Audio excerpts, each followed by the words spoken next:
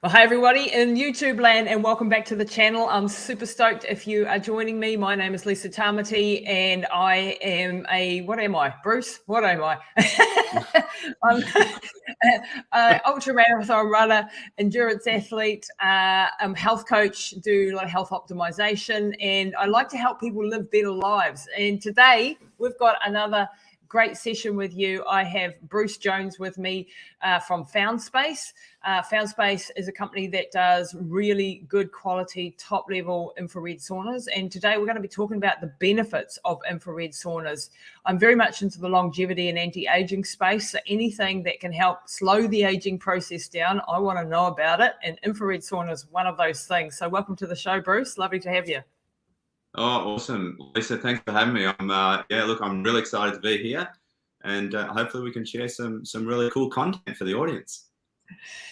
Absolutely. So, Bruce, I want you to start with saying what the heck is an infrared sauna as opposed to your traditional sort of Finnish sauna, if you like.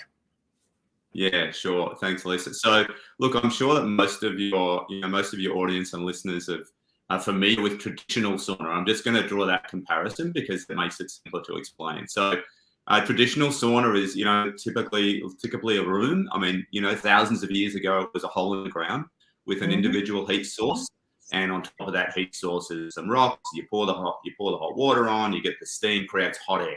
That hot air comes in contact with the skin, and that's what heats the body. Typically, they operate at like 80 degrees plus Celsius. And they need to operate at that temperature in order to elicit the benefits of sauna. Infrared sauna, on the other hand, uses multiple heat sources. So they're infrared panels. And they actually produce a light. We perceive that light as heat.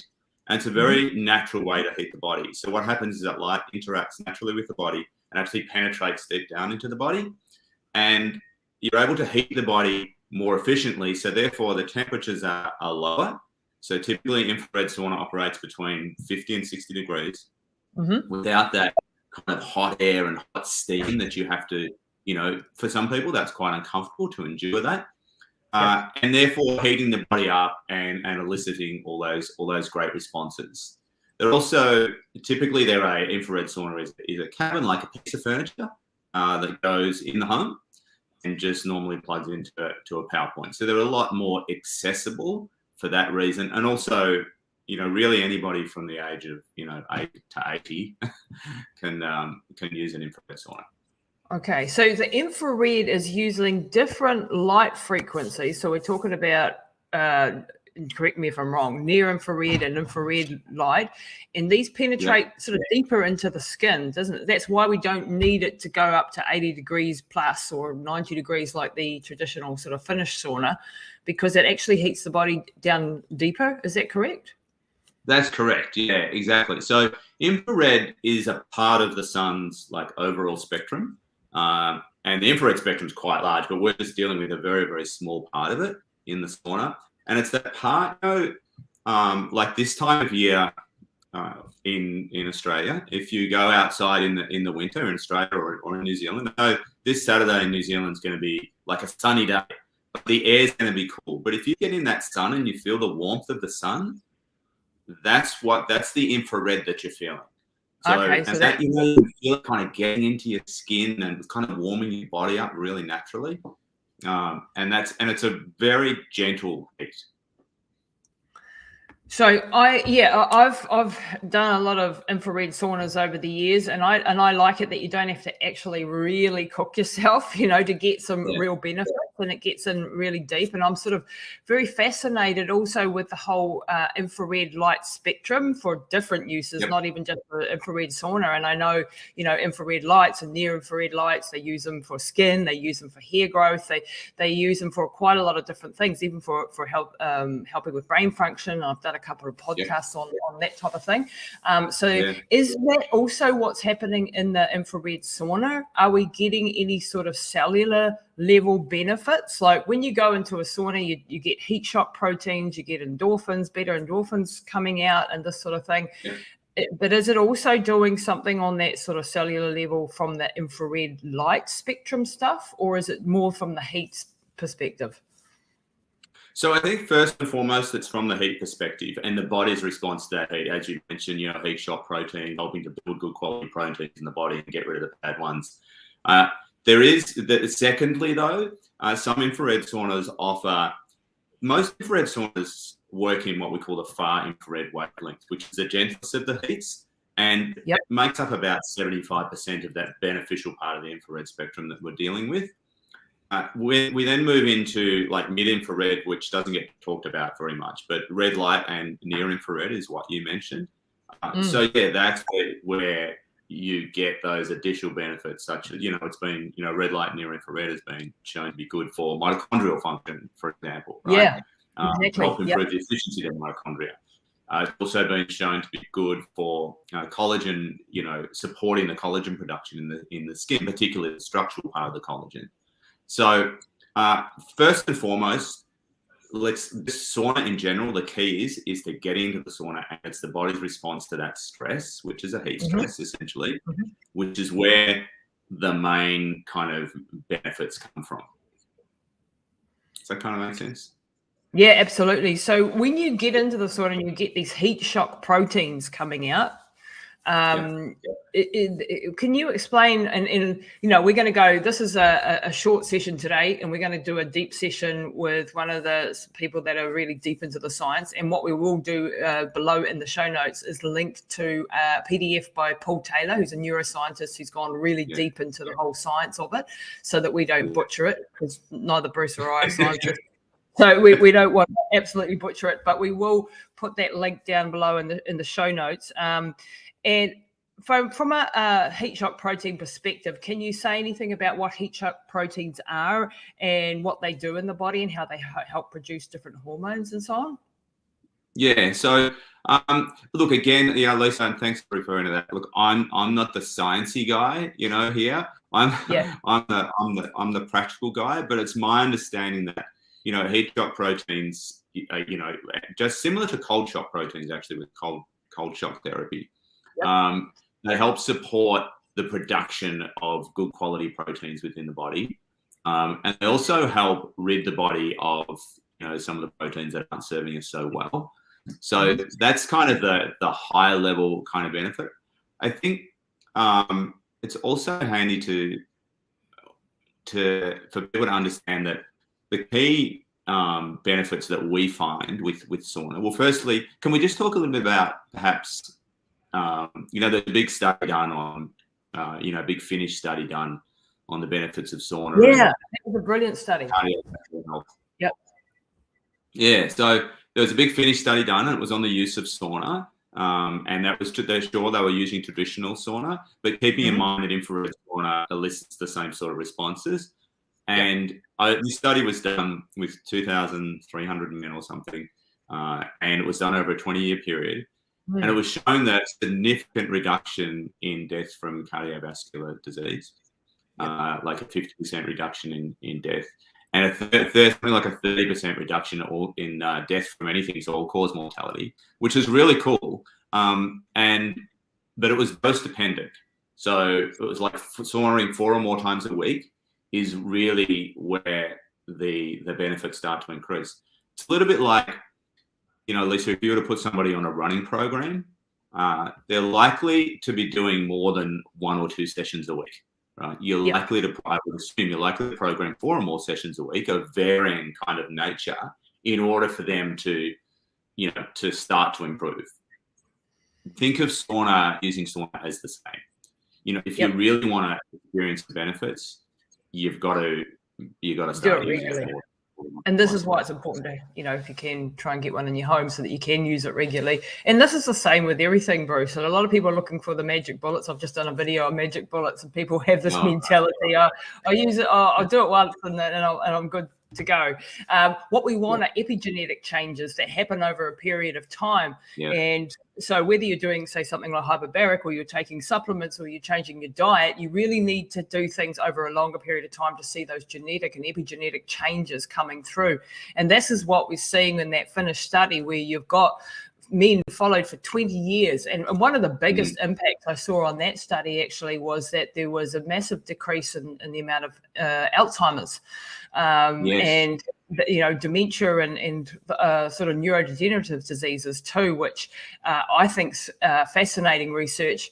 And then if you look into the cognitive sides of benefits of sauna, you get more BDNF, which is brain-derived neurotrophic factor. And this is something that we want to keep up now, especially if we've had brain injuries before. So anyone out there listening who's got concussions or anything like that, TBIs, anything like that, the sauna can be very beneficial for increasing your BDNF. And this is, BDNF is also a genetically modified thing. Some people have more of it than others. Some people will recover from brain injuries faster than others. But we want to be getting our BDNF levels up regularly. And sauna is a brilliant way to be doing that. And when you do have a sauna and you get your BDNF levels up, that's also going to help with your sleep. So sleep optimization is another big thing. And this is, what I like to do is have a sauna in the evening, and that really gets that BDNF up. It helps with the sleep optimization, helps that parasympathetic nervous system also come into line and improve things that way. And if we look at sauna also from a cardiovascular point of view, when you're in the sauna, you've got a higher heart rate, haven't you? And you've got some cardiovascular benefits going on.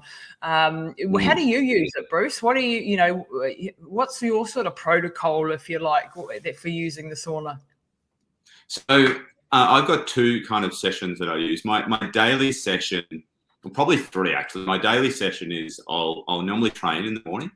I'll train early, and then I'll jump in the sauna for 30 minutes at a moderately kind of hot temperature. So one of the things about infrared sauna is that you are able to accurately vary the temperature, which you can't really do in traditional sauna. So it enables you to have these kind of vary your sessions that you're having. So I'll go like 60 degrees for 30 minutes, and that kind of keeps the workout going. Or this morning I didn't work out, but I did have a super hot sauna. So I had the sauna hotter than normal cardiovascular workout. Amazing. Cold shower afterwards, and you're bouncing. Now, if you have a coffee as well, you're really bouncing. Let me tell you. I love that. I love the synergistic stuff of all this biohacking stuff that I do. I love the synergies between these therapies, and that's amazing. That's awesome because you're basically getting an extension of your training, keeping your heart rate up, keeping your blood flow going, keeping sweating, keeping detoxing, without having to train for another half an hour. Human growth hormone. Growth hormone can increase by 400 to 500% if you incorporate sauna post workout. And then if you do that with some intermittent fasting, right? So like for me, like normally, I did this morning, but normally I won't eat till, like late morning, maybe 12 o'clock or something like that. And human growth hormone is like peaking. And, so we know the benefits of human growth hormone, right? That it's the fat, the building of the fat, but the building of the building blocks of the body, right? Building muscle and all that type of stuff. So amazing. Yeah, absolutely. And a session at the end of the day, and this is a lot of our clients talk about, like they say, you know what, I'm kind of feeling better. I've got more energy and my skin's looking better, but geez, I'm sleeping well, right? So one of the things that we do is we kind of help people kind of guide them through and kind of go, okay, so what's the session look like for sleep? So we don't want to work the body too hard before we go to bed, because you're going to be too kind of wired, right? So we have a lower temperature. For me, it would be 45 degrees, right? For 40 minutes, you would put like the red color light therapy on, dim it down. The red helps, balance circadian rhythms, kind of, get you into that parasympathetic state that you mentioned. Just have get out, either wipe down, have a tepid shower. You're not too hot, right? But you feel so relaxed. And if you can increase the quality of your deep sleep just by even 10 or 20%, that's massive. So that's where all the good stuff's happening, right? In deep sleep. The human growth hormone is happening in deep sleep. That is game changing. Like sleep optimization is one of my pet subjects, because that is your biggest lever. You can train all you like. and you can have the perfect diet, but if your sleep's out, your insulin's going to be up, your cortisol's going to be up the wazoo, your hormones are up the wazoo, everything doesn't work. So, sleep first. Sleep is the optimal thing. So what are the things that we can do to optimize sleep? And sauna is one of those things. But as you said, if you do it at night, you don't want to be going hardcore, full bore for too long, because then that can be stimulating. But if you've got that lower, like you said, you do the 45 degrees, bring it down. So this is where you can tweak and play with the protocols that you're doing in order to get what you want.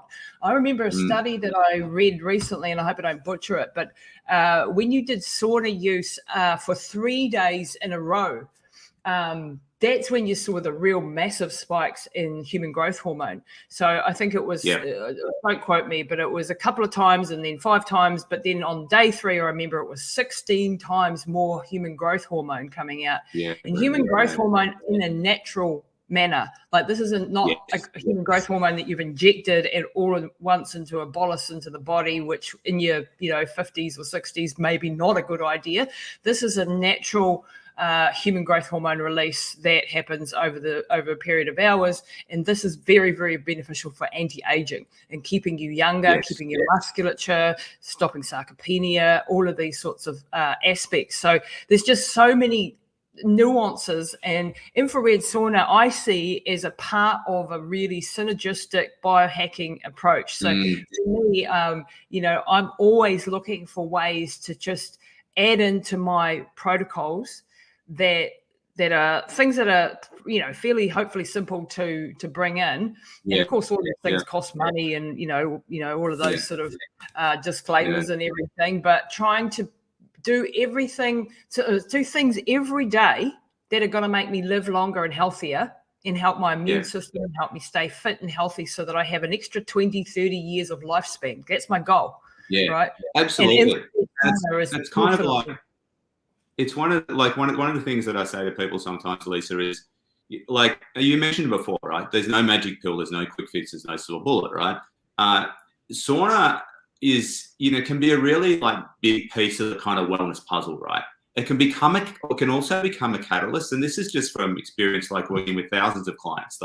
It becomes a catalyst for other healthy lifestyle choices for people. And even at a basic level, people get more aware of their hydration. I mean, 70% of 75%, I think it is, of the population is dehydrated, right? So they start using sauna, they're more aware of how much water they should be drinking. Even if they dial that in, that's going to make a difference in their life. But then they're kind of more attracted to, I suppose, other healthier lifestyle choices. It just becomes that catalyst for all the good things. Yeah. I love that approach, because it isn't just about the sauna per se itself. It's like all these little steps that we do to help us make us stronger, and the stuff that we do daily. And it's also, I find it meditative. I go in there and I either meditate, or I sometimes read a book or do something of that nature. And it's my time. I'm in this little box. Nobody can get to me if I turn the phone off. And it's time out for your brain to recover. And actually, people know that, instinctively, when you're in the sauna, they know not to really bother you, So people leave you alone for half an hour, which exactly.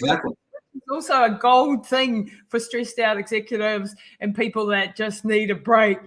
Just give me 5 minutes in a box somewhere alone.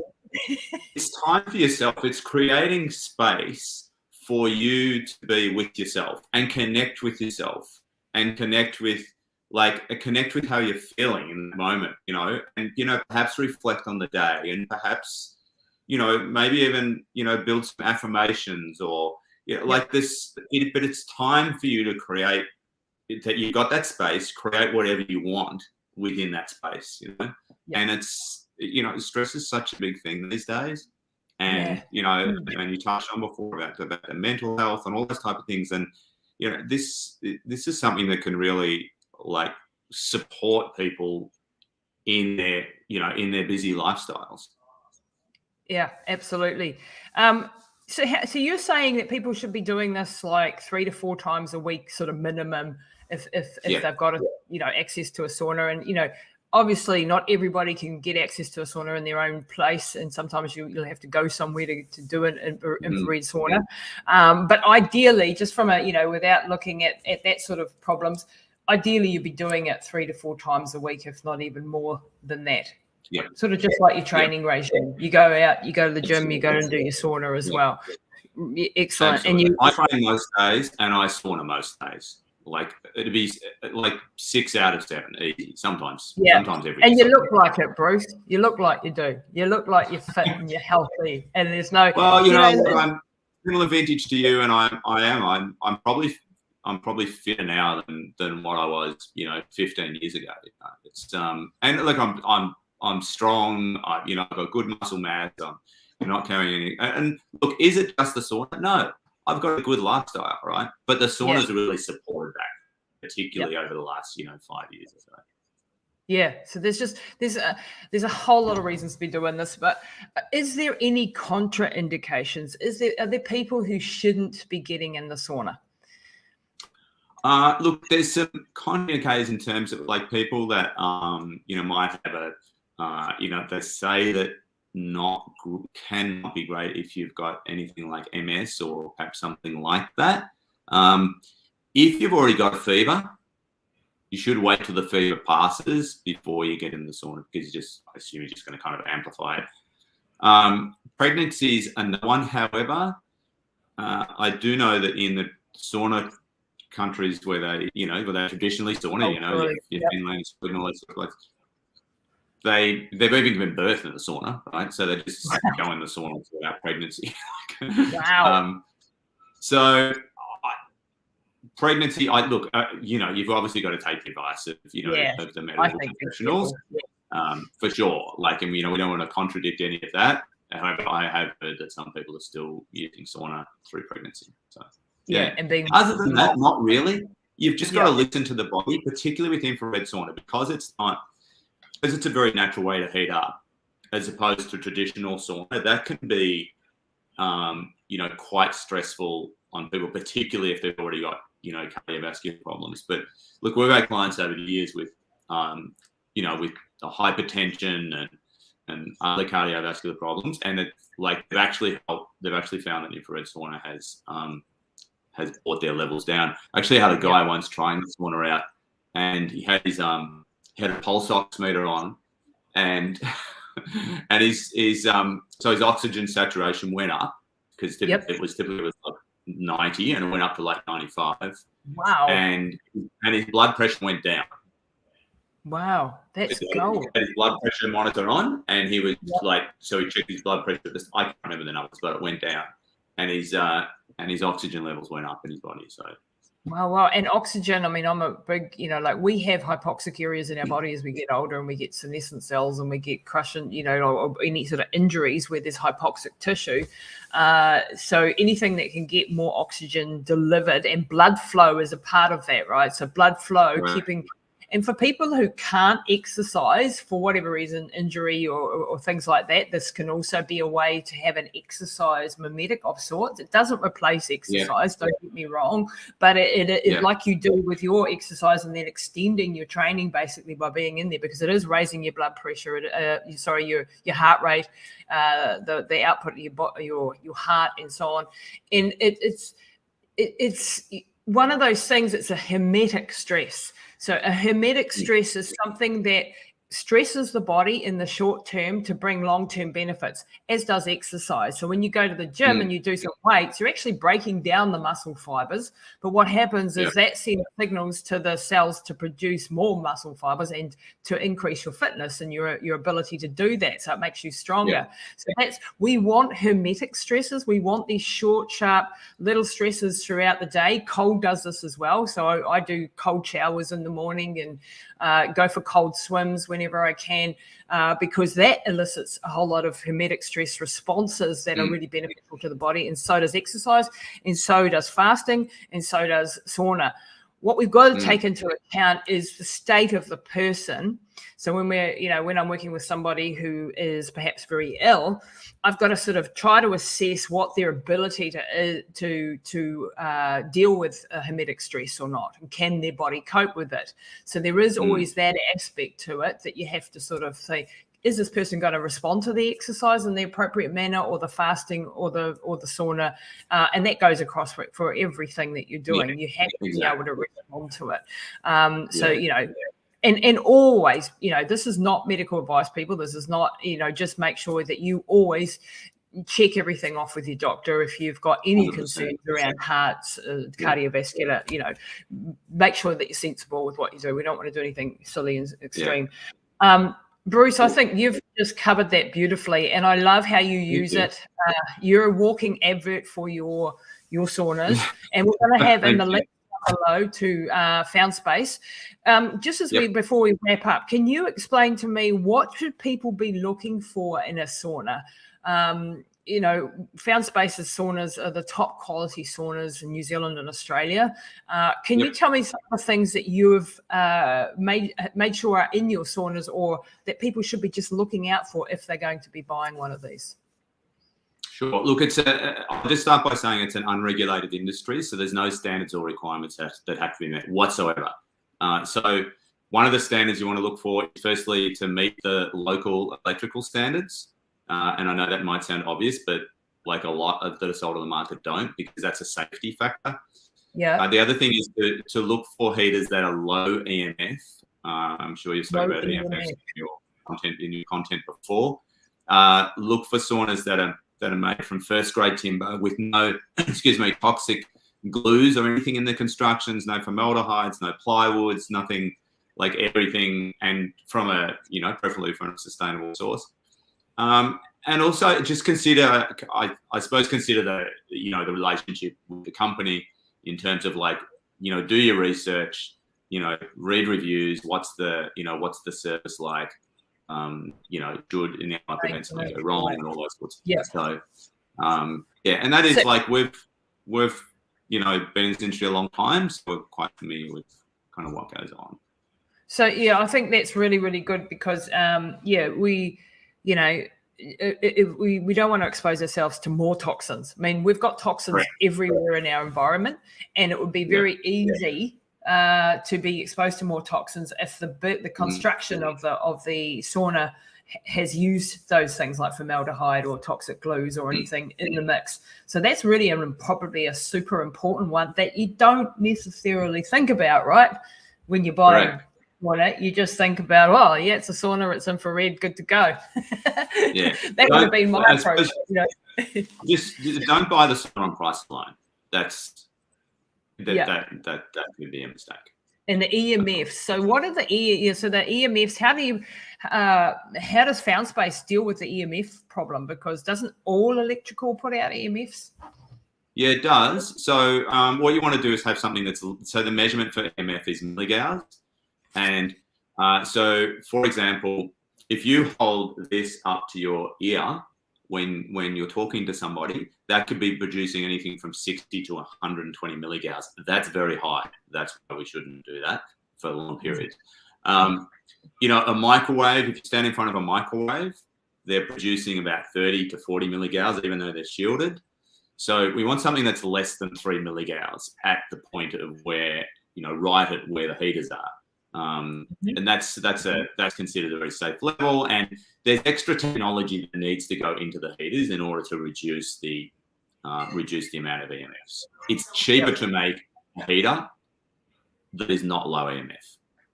It's not safe. So So ask about these things and think about the EMF part of the equation when you're looking at. Bruce, you've been absolutely wonderful today. Thank you for your time. I really appreciate your time, your expertise. And I hope that everybody out there in YouTube land found this beneficial. If you do like the content, please subscribe to the podcast, Pushing the Limits, and to the YouTube channel as well. And give us a thumbs up. Share it around. And if you've got any questions, we're going to have links down below. If you want to reach out to Bruce, he would be more than happy to talk to you about this sort of thing. We will link perhaps to Paul Taylor's neuroscientist who's done some really in-depth work on all the sciencey side of stuff, if you want to read all that, down below. So make sure you check out all those links. And thanks very much, Bruce, for your time today. Awesome. Thank you.